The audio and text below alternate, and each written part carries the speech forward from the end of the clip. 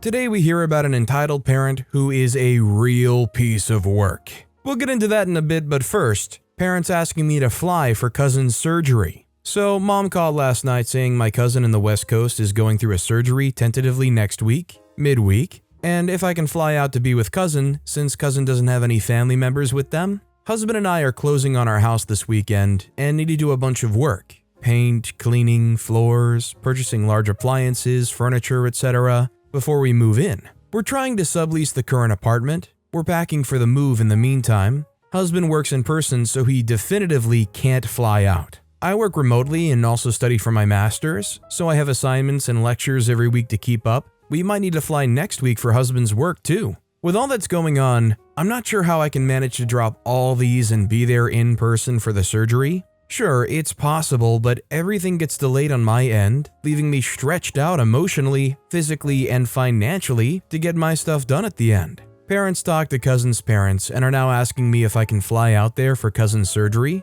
Cousin lives in dorm in a college town, so I'll need to find a plane ticket, accommodation, car, and other stuff, plus care for cousin, which feels like a lot of unexpected added cost and time right now. Am I being unreasonable with my thinking here? I don't want to be unkind or not be there for family with support, but it's looking tight on my end. Also, does it feel like my parents are just using me to brag to their sibling how my parents are being there for them, without actually flying out themselves if they really want to show family support? What would you do here? Note, cousin is an international student here. Cousin's parents' visa just expired, so they can't fly here. I was asked because I'm one of the people closest to cousin in distance, but also not so close. A plane ticket next week will easily cost me $800 to $1,000. This is one of those situations where you just have to know how to say no for yourself. There's clearly more than enough already going on for OP. It's just not reasonable. They just need to say no. If they can't understand that or they lose their crap because you said no because it's just not realistic for you,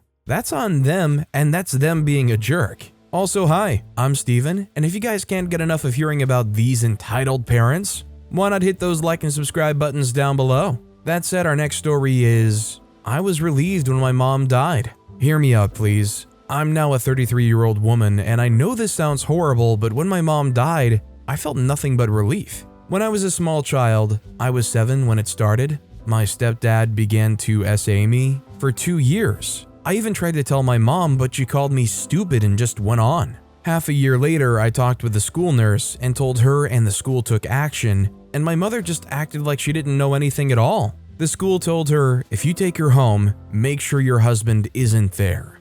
Guess what? He was there, and the both of them tried to talk me into telling everyone I was lying. They tried to tell me that, oh, sweetie, we can buy you this doll or this or that if you just say that you were lying, but I never went back on my word. I knew that I could not live like that, with the pain of what happened both physically and mentally. Not having a real mom that cared for me or even loved me. He was never convicted due to lack of evidence, according to my mom, but I later heard that if I'd had the chance to testify against him, he would have been convicted. It was my mom that said no, she can't be in court. She never removed his last name, and that hurt me a lot. Because she did divorce him, but couldn't remove his name? Why? It felt like she chose him. The man who did that to her daughter instead of her own flesh and blood, and her little girl who was hurt, had PTSD, who peed in their bed due to all the mental stress. Her daughter who had severe anxiety every day. When my brother died, I could never grieve him because she called me all the time and cried and used me as a therapist, even though I told her to go to a professional and stop using me when you feel like crying.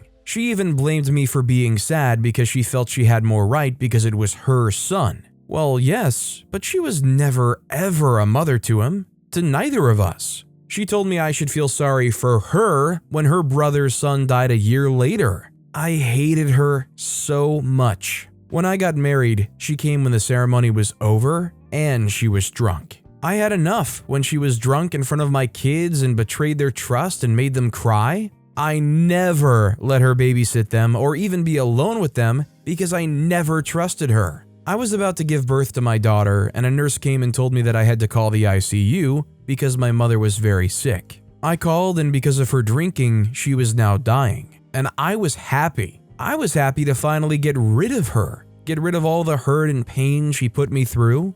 I did say goodbye to her and planned her funeral, but I never ever cried. I also found out that after she died, she was still seeing my stepdad after the trial and everything. Am I an awful person for being happy that my mom died? Thank you for letting me vent. OP had to experience a lot of horrendous things, and in no way does it make them a bad person or should they feel bad for feeling the way they do. It does not make them a bad person for feeling the way they do, and honestly, I've heard multiple people who experienced similar things feel honestly the same way. There's actually a very popular book from Jeanette McCurdy, who was on iCarly and Sam and Cat, and it's literally called I'm Glad My Mom Died. Our next story is entitled School Demanding Computer Access. Hi there, 19-year-old trans female here. Just learned about this subreddit and wanted to share a story. So I was in 10th or 11th grade at the time and worked all summer to get myself a good computer for once. A gaming laptop I got for a good deal with some great specs. RTX 3070 Ti, i7-12700H, 32GB of DDR5 RAM and 4TB of SSD storage. I have always brought a computer of mine to school to use as I absolutely hate Chromebooks. They are slow and I prefer Windows. After around a month of me bringing it around, a newsletter to the school went out saying that personal computing devices must have your school login and email as the main device login, along with installing some software on them to give full access to your device if needed, and subjected to regular scans and them placing restrictions on what it can access. I of course declined, as I value my privacy for a device that I paid for with my own money and don't want them monitoring my device even when I'm not at school, even though they said they won't. A few days later, I was called to the principal's office as they noticed my computer on the internet but were not able to access it, demanding that I do give them access to it. I politely stated to them that I am not comfortable giving them access to my devices or putting my school accounts on my personal computer as the standard user. The principal was not happy hearing that and confiscated my computer, saying that it was not the school's property since I would not comply. At this point, I tried to reason with them, saying I'm more than willing to give in-person access here and there if they need for some reason, but won't install stuff directly to the device for them. The principal, of course, refused and said that I would not be getting it back as I disobeyed the rules and wanted the password to wipe its data. I at this point walked out calling the police for assistance. Long story short, as I'm running out of characters here, is they got my computer back for me, and after, I proved it was mine, and the school went back on their requirements and we got a new principal. I don't know if your parents are the kind that are willing to stick up for you and go down there to complain, but this is definitely the kind of thing that I would go straight to my parents and be like, they confiscated my computer and just straight up said they would not be getting it back. I think they would understand if I explained to them how invasive what they wanted to do is, and how ridiculous it is that I spent probably at least $1,000, if not more, on this computer, and they're just trying to keep it and wipe it with everything you put on it. I would be doing whatever I could to cause an outcry there. This next story is, give me your stuffed toy. My child wants it. Hey guys, this is my first time posting here. After sharing this story on Am I the Jerk, I thought I'd share it here as well. So take a seat. It's a long drive. I, 31-year-old female, regularly travel by bus to see my fiancé, who lives in France, until we settle down together next year. The problem is that I have a few psychological disorders that can complicate things, including schizophrenia, Tourette's, and social phobias, including a phobia of babies. So I never travel without my medication, a headset that insulates me from ambient noise, and a little stuffed animal. A little fox that helps me stay calm and manage my various crises, named Bidooey. I can't learn to drive due to both my physical and mental health issues, not to mention it's way cheaper, but with every bus ride comes some adventures. Saturday was the day I'm going home with an 8-hour bus journey from Paris to Belgium ahead of me. I have everything I need. No big deal. I can do it, I thought. The problem for me is the presence of a toddler with her mother. A child's screams and cries are very hard for me to bear. But I thought the baby was just plain bored because she didn't have anything with her. No toys, no plushies. Her mother was constantly on the phone. For a baby, it's a long time in her seat with nothing to do. So I just turned the volume up a little, being 3 rows behind the mother and her daughter, who is getting more and more agitated and is now screaming. From what I heard from the other passengers, her diaper was full and her mother couldn't change it, even though the driver has assured her that if need be, he'll stop at the nearest freeway service area to allow the mother to give her daughter the necessary care. The child screamed and cried for more than 159 kilometers, around 98 miles, and her mother did nothing.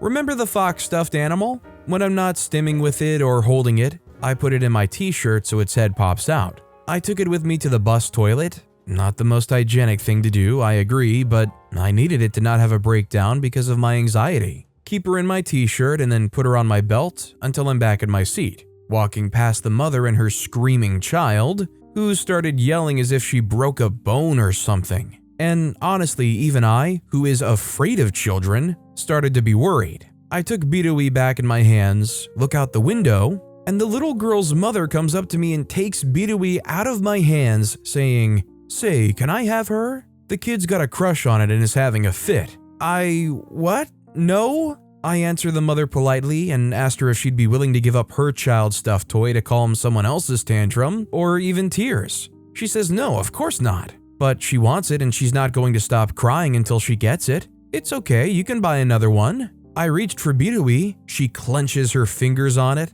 I heard a creak and feared it's damaged. Rising in anger and anxiety, I get up from my seat, telling her that if she wasn't capable of handling an 8-hour journey with her toddler on a bus, she should think again, reminding her of what the driver had said. So I took my plushie back, telling her that she just had to organize herself better and not think that as soon as her daughter points at something while crying, she's going to get it, especially if it belongs to someone. Even more so if it belongs to someone with mental disorders. She called me a racist and a freaking goth due to my clothing style and went back to her seat. What a way to get back home, huh?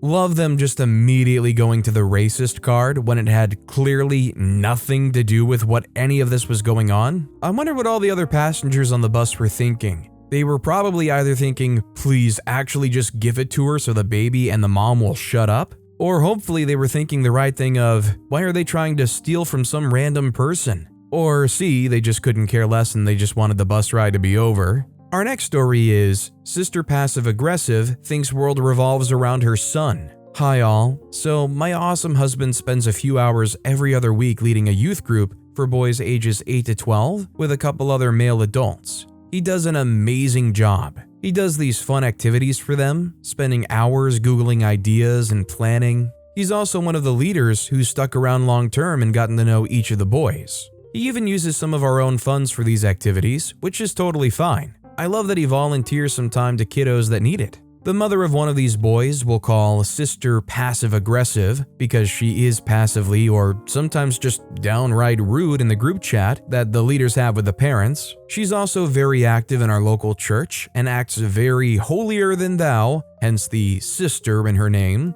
Anyway, so my husband texted the group chat a couple weeks ago, letting the parents know the activity is canceled this week because we're going out of town. And the only other leader who does anything is also going out of town. The other two are so unreliable, they said they wouldn't be showing up either. So, activity canceled. Not a huge deal, right? It's the first time this year that has happened, with the exception of holidays. Sister Passive Aggressive flipped her lid, questioning why they were canceling and how it was so inconvenient for her and her precious little baby boy. She texted each leader individually with her complaints, which I thought was wildly inappropriate. My husband just told her to take it up with the youth organization who oversees these things. But me, being the petty person that I am, I want to give her a piece of my mind. My husband is donating lots of time and a bit of money even to make sure that your son has fun. And you're whining due to calling off one activity? Lady, please, she could be at least a little grateful for heck's sake. In this event, you turn it around and you say, okay, you know what, we were wrong. Let's have this event. Due to everybody being preoccupied, we'll need you to lead it. We know how much it means to you, so we'll be more than happy to support it. See how quickly she turns around on that. This next story is, my mother is a real piece of work. Disclaimer, she has been officially cut off, so go ahead with that in mind. Also mind the jaw, cause it's going to drop. English is first language, but this is a summary of the insanity of this woman. My mother is a piece of work, like a serious piece of work. Where do I even begin? Well, let's start with being a teen. My mother is an alcoholic who treats her bipolar with whiskey. So, generally speaking, sure, feel bad. When she was asked to take her meds but not the whiskey, someone was going to get slapped and then made to feel bad. But my mother, every time, she would scream she was leaving my dad, she would take my sister, and then proceed to tell me that, hey, the reason I'm not taking you is because you have a job. Cool, thanks for that. My sister has no fault in this. She would get woken up at 2 a.m. in the morning and they would leave. She was under 16 at the time. Would my dad call the police? Yup. Would they do anything? Nope. Even though that I think it's kidnapping. Then she would yell at me because I had a job and didn't go with to be the sober driver. I didn't have a driver's license because she had grounded me from driving at 14 because she was afraid I would run away. I turned 18, asked what I wanted for my birthday. I said divorce. That was the only time she ever gave me anything I wanted. Fast forward to my parents finally being divorced several years down the road. I'm getting married to my high school sweetheart. She lost her ever-living mind that her and my stepdad would not be at the wedding if my dad showed up. Me trying so hard to have a relationship with her agreed. That was a mistake. Big mistake. So now I haven't had my dad walk me down the aisle, didn't have a daddy-daughter dance to butterfly kisses, nothing. All in an attempt to keep her happy. Fast forward a year and a half, have my eldest daughter, again threw a fit. Wouldn't come to the hospital if my dad was the first one to see my daughter. Appease the beast. She ended up in the room with me, telling me to quit yelling and carrying on. It didn't hurt that bad. News to me. After this, we did cut off contact. She wound up on her knees in front of our door, begging to be forgiven for whatever wrong she had done. I caved. She came in and got her claws back into my happy little family. I'm going to skip the nitty-gritty, but I ended up losing my eldest daughter to CPS. Nothing that I actually did. I'd left my ex-husband, was living at my dad's, not on drugs or anything. She had a severe seizure that state deemed abuse. And because I lived with my dad, one thing led to another. Surprise, I have no kid. She proceeded to tell me that it was my fault that she was taken, that she was now mourning the loss of her granddaughter, blah blah. The adoptive parents let her see her whenever she wanted. They too ultimately cut contact. 2 years later, husband number 2, pregnancy number 2. I can't believe you didn't take my feelings into consideration and dared to get pregnant again. I won't claim that child. They have no relation to me. I'm still mourning. How could you be so evil? Cut contact again. I get knocked around, toss ex number 2 out. Somehow she found out and swooped in to try to put everything back together. Oh, I love the baby. She's so cute, blah blah. Thinking, oh, she seems sober here. We got something normal. Nope.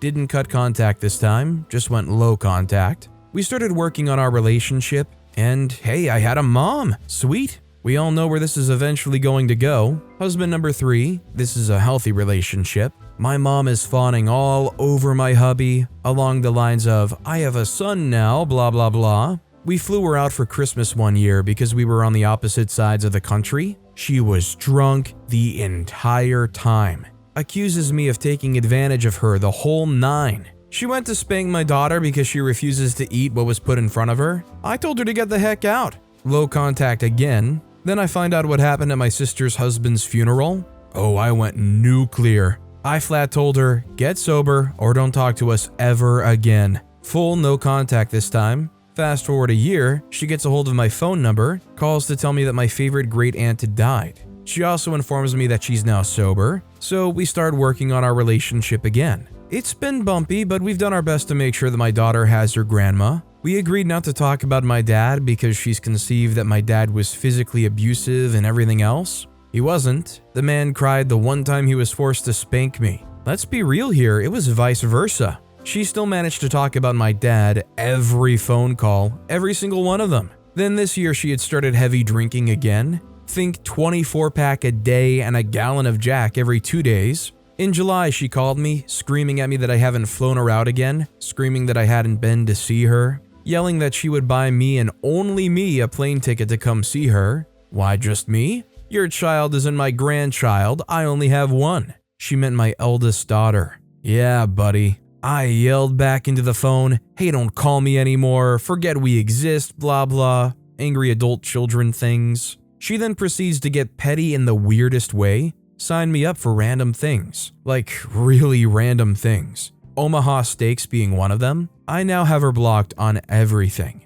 I'm so completely done with her. I can honestly laugh about my childhood now because holy heck, therapy has made me realize it wasn't me, it was her. It was always her. Long story short, but my mom was the worst entitled parent I have ever had the displeasure of knowing. I do feel a sense of calm now with her out of the whole family. My sister had already cut her off. She was low contact for a hot second until this last blowout. Either way, there you go. I did leave a lot out, specifically of the bat crap crazy things she had done. But yeah, there's my spawn point, per the child. Honestly, maybe the greatest issue here is she displayed troubling behavior time and time again. Like enough times that you would feel like, okay, they're probably never going to turn it around. And every time it seemed like they would say, okay, well, it's fixed now, and they would just kind of take their word for it and open up again, only to get hurt time and time again. Our next story is, entitled parent thinks her kids deserve the playground and gets mad when we don't cooperate.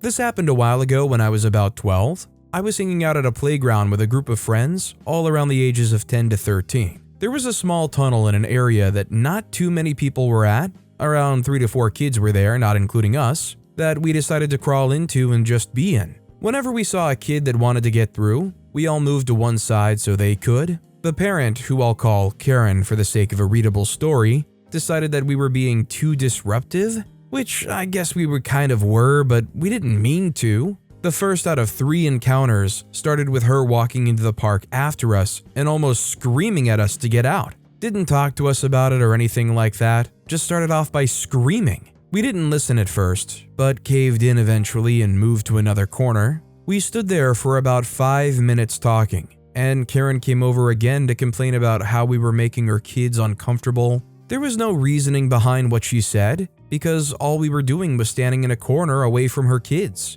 And there was nobody else in the playground area, so she wasn't talking on behalf of anybody's kids. We moved to a different tunnel, and about 3 minutes later, she's back to talk to us again about how we're being disrespectful to her and her kids. At this point, I refused to cooperate with her as she was following us around and shaming us. I call my dad, who was at the picnic area, kind of close to us, so he can listen into the conversation, but decide to tell him I'm hanging up to record. Unfortunately, I don't have footage of her talking. I only got her walking away with her kids, telling them something about how those mean boys wouldn't share the playground and they were going somewhere else while looking back at us and glaring. That was the story going around all of our families for the next couple days. I feel like I need more clarification on what it is that they were doing. I mean, were they just being loud in a park or a playground? Because, that's kind of the place to be loud and fooling around. It sure would be nice if she owned the park and had it all for her kid to enjoy. But yeah, it doesn't work like that.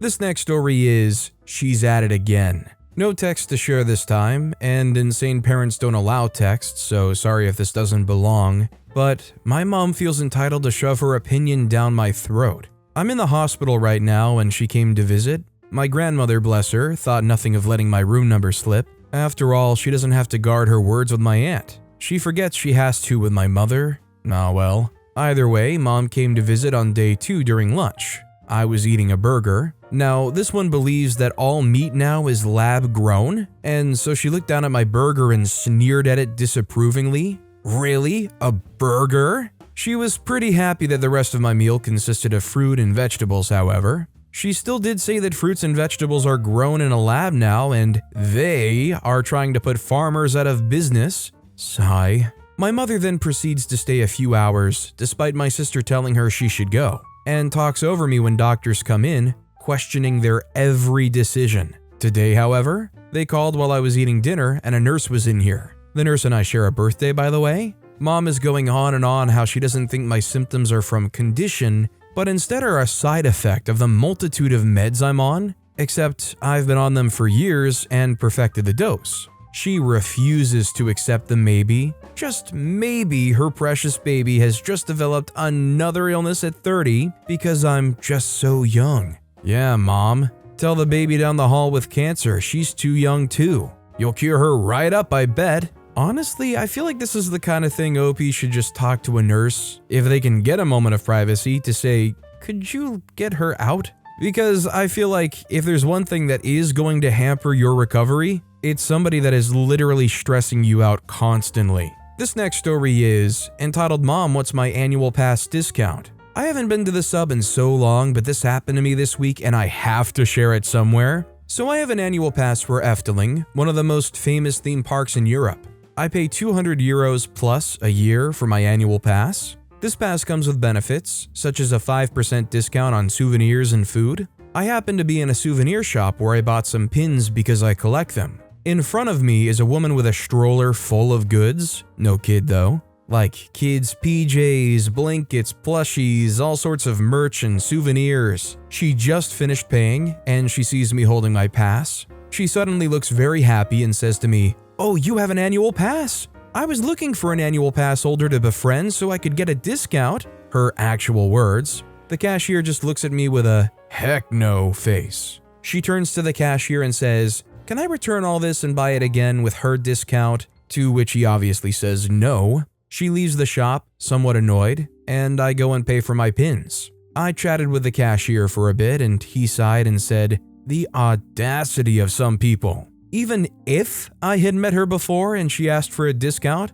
I would have definitely said no. I pay for my annual pass with my own money. If she wants a discount, she should get her own pass. The only people who can benefit from my discount are my friends, family, and me. Not some random lady who buys a crap ton of souvenirs and feels entitled to other people's discounts." Later on, I walked out of the shop and heard her talking to her friend or sister, I don't know, about how she could have gotten a 10% discount if people were nice to her. Lady, it's only 5% and I'd be surprised if she actually found somebody to give her the discount with that attitude. What's y'all take on this? It's shop policy, of course, but what would you do if someone asked for a discount like that? I mean, if somebody was being really nice and suggested it, I might help them out if it doesn't get me in any hot water. But if somebody's coming up to me like, "Oh, you have an annual pass, quick, let me get the discount." I mean, I don't think I would be like, "Okay, sure." I wouldn't feel overwhelmingly interested in just bailing this person out for free savings. I feel like I would also be like worried that, especially in front of the cashier, that it would be like some violation of the pass holder policy or something. Our next story is, we don't give a crap about the rules. We want our children to play baseball, dang it. So this didn't happen to me, but rather to my father. When my father was a teenager, he served as umpire for a little league baseball. One of the rules in baseball is that if it starts raining, the game is over. Well, during one game, it started to rain, so my father, fulfilling his duties as umpire, called the game over. Certainly a sucky situation, but not much that can be done. Surely the parents would handle the situation with grace and understanding, right? Right? Yeah, they did not handle the situation with either. Instead, they resorted to shouting at my father, demanding to know why he called the game over, completely oblivious to the fact that it was freaking raining. Keep in mind that my father was a teenager and not yet a legal adult at the time. So, because of an act of God that no one had any control over,